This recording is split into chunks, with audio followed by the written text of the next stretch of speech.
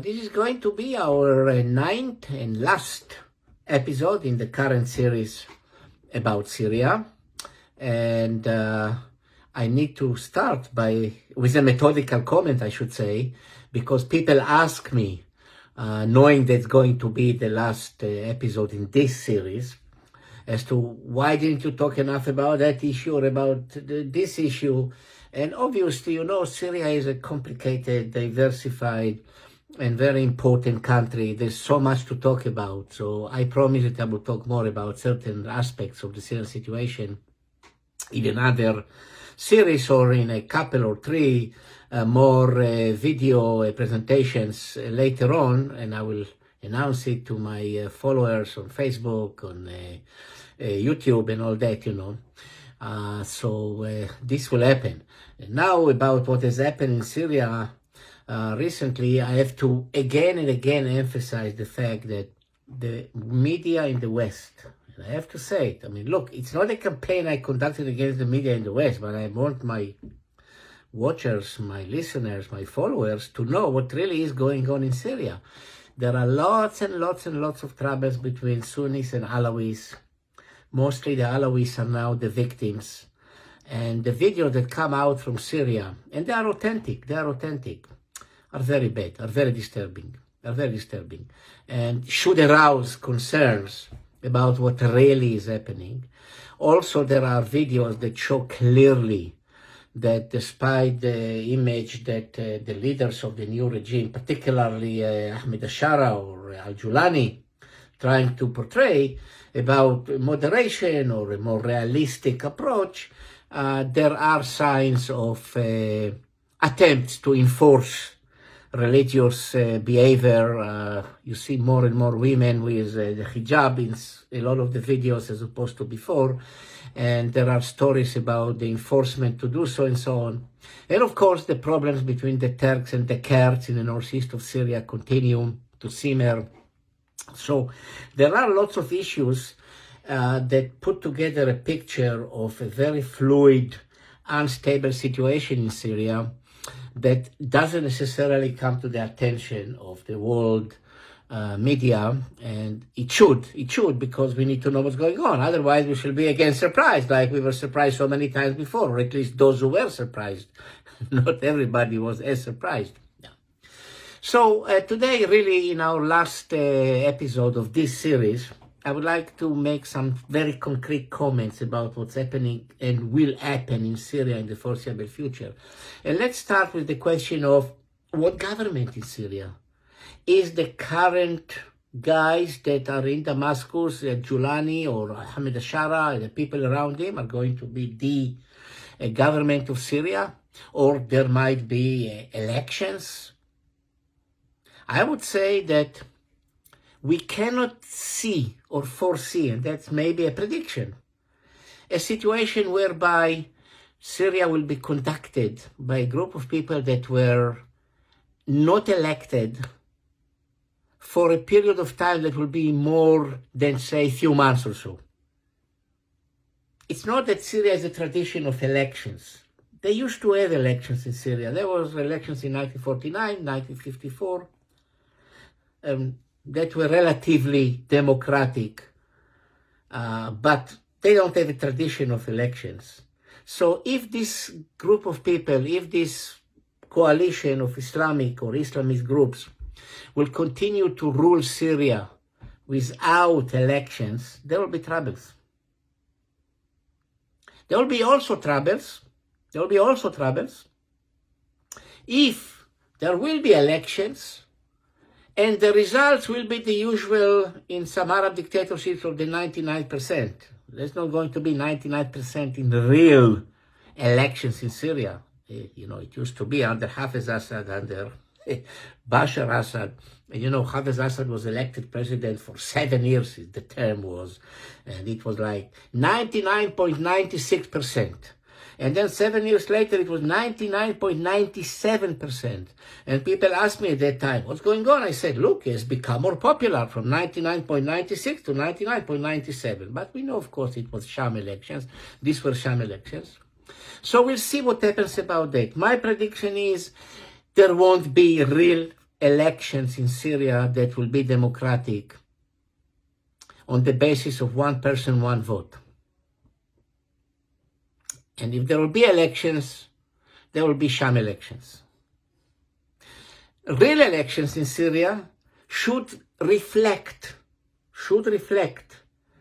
the cleavages of society according to religious, ethnic, and other divisions.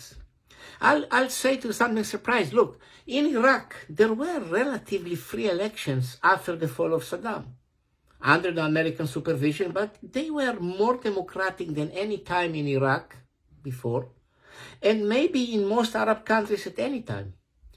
And what they showed was the role of local forces, of ethnic groups, of religious divisions, as part of the overall new political fabric. Yep.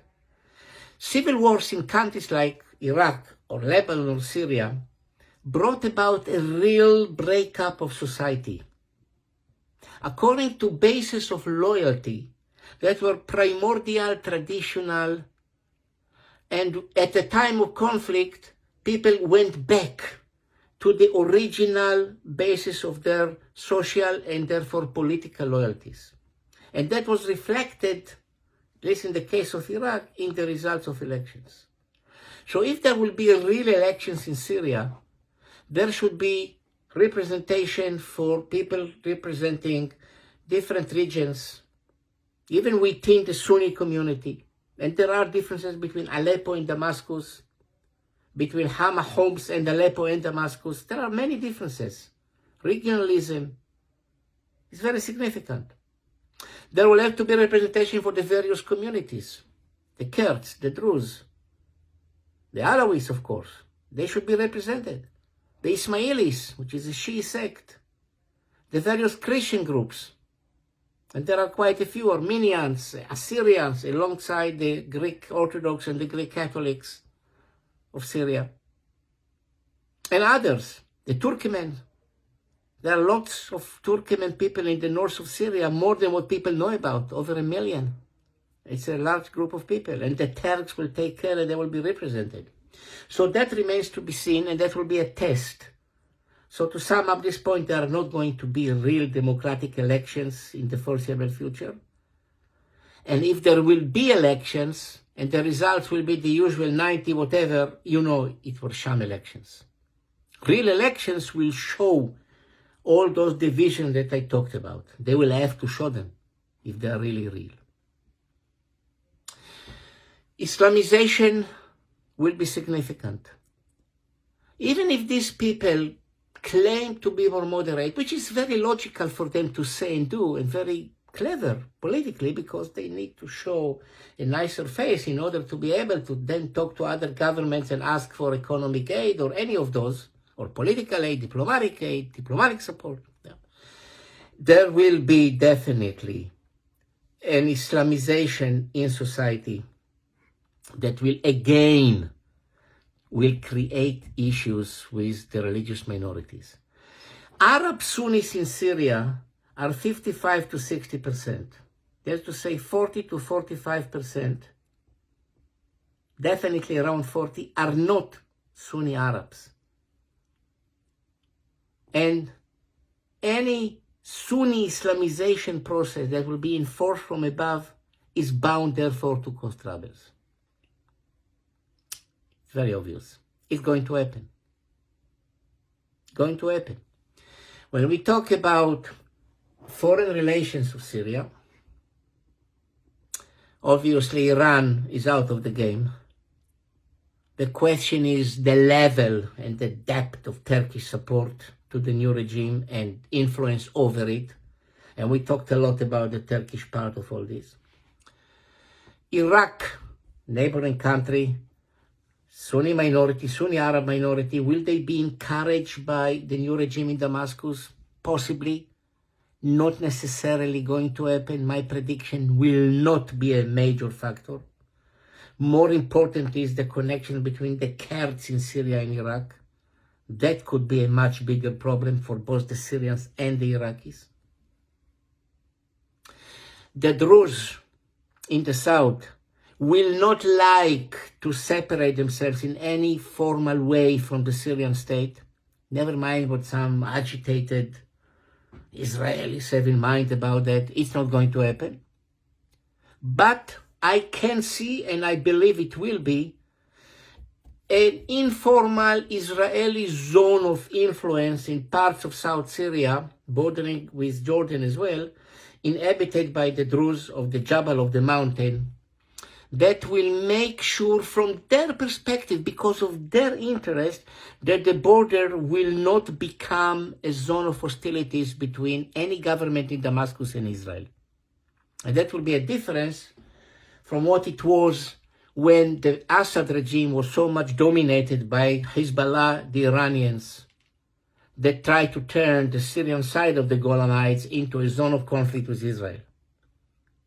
And what the Israelis are doing in Syria, or have done in Syria, to destroy any presence of hostile elements in those areas of Syria, was intended to make it easier to the local forces that are there to keep stability along the border, which will be their interest. The real problem will be between the regime in Damascus and the Alawis. Killing Alawis in the streets now of cities in Syria which are not Alawi dominated is terrible. It's one thing though. Trying to invade the mountains and really take over the entire mountainous region of the Alawis and then enforce a regime upon them would lead to a bloodbath, to a real major bloodshed. Hasn't yet happened. Hopefully it will not happen, but then the question is, what will be the representation of the Alawis in the new regime, in the new parliament that will be, in any body of influence in the country? It will be very small. And you can't ignore 13% of the population. If you add up to this also the 2% of the Ismailis, it's about 15% that are closer to Shia Islam than to Sunni Islam. And of course, the question of the relation between Syria and Lebanon. In a famous speech in 1976, when Hafez Assad justified the Syrian invasion to Lebanon during the Lebanese civil war at that time, he said in simple words, Syria and Lebanon is one country, is one nation. That's the typical Greater Syria approach that was adopted by the Ba'ath regime, even though originally it is the approach of the Syrian Social Nationalist Party of Anton Saadeh, the SSNP, that was mistakenly in French called the PPS. It's not the right acronym in Arabic. The Syrian regime now will have to let the Lebanese conduct their affairs by themselves. And they will have to leave Lebanon for itself. Lebanon will have its own problems. We don't talk about Lebanon now. They elected a new president. He talks a lot about changes and all this. Remains to be seen. We always have to take with a grain of salt what Lebanese politicians say, particularly after they are elected. But that remains to be seen. So Syria and Lebanon will not be one country in one nation. And that also depends on the Iranians.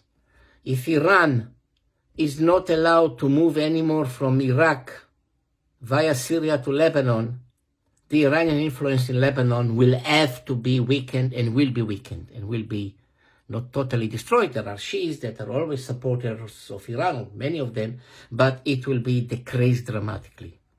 And also depends on Israel, how Israel would tolerate or not any attempts to recreate connection between Syria and Lebanon that would have also adverse repercussions on the border between Lebanon and Syria. Now we come to the last point about this foreign affairs, and this is the role of the powers. Well, Russia is out of the game. There are talks about a vacuum created by the absence of Russia. China will move in. Remains to be seen. I doubt it. I doubt it. I doubt it. There's an opening here for other countries. The question really is who would fill the vacuum. Mostly, initially, it will be by Turkey. But the Turks cannot do in Syria what everybody said that they intend to do. They don't have the funds, the financial resources, the economic resources rather, to reconstruct Syria.